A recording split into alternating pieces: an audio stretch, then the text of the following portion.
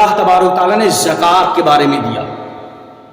قرآن کریم میں اللہ تبارک تعالیٰ نے نماز کے ساتھ ساتھ زکوٰۃ کا حکم 82 جگہوں پر دیا ہے۔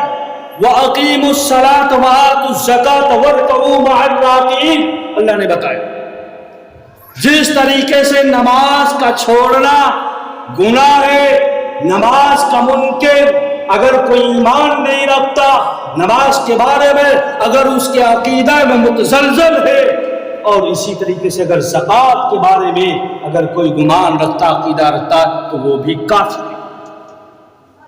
اور اللہ نے بتایا جو زکوٰۃ نہیں دیتا اس کو ہم سخت عذاب دیں گے کہ الذین والذین یکنزون الذھب والفضة لا ينفقونها فی سبیل اللہ فبشرھم بعذاب الیم۔ اے نبی جی، اے پیغمبر علیہ السلام بتا دیجئے جو لوگ زکوٰۃ نہیں دیتے ہیں، اپنے مال کو جو ہے سنبھال کر رکھتے، اللہ کے راہ میں خرچ نہیں کرتے، جن کے اوپر زکوٰۃ واجب ہے، زکوٰۃ نہیں دیتے ہیں، تو فبشرھم بعذاب الیم، ان کو خوشخبری دے دیجیے جہنم کی اور دردناک عذاب۔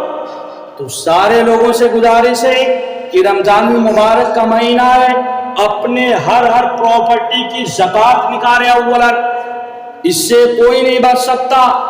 اگر یہاں نہیں مال جانے والا نہیں، آخر یہاں رہ جائے گا، پھر کیوں آپ جمع کر کے رکھتے ہیں؟ ان کو اللہ کے نام کیوں نہیں خرچ کرتے؟ تو بہت کم لوگ زکوٰۃ دیتے ہیں۔ حدیث میں آتا ہے کہ اللہ تبارک تعالیٰ بارش کو روک لیتا ہے زکوٰۃ نہ ادا کرنے کی وجہ سے۔ ایک دو کے زکوٰۃ ادا کرنے سے نہیں کوئی فرق پڑتا، پوری جب تک امت مسلمہ زکوٰۃ نہیں ادا کرے گی۔ تو یہ کیجئے کہ انشاءاللہ ہم سب زکوٰۃ ادا کریں گے۔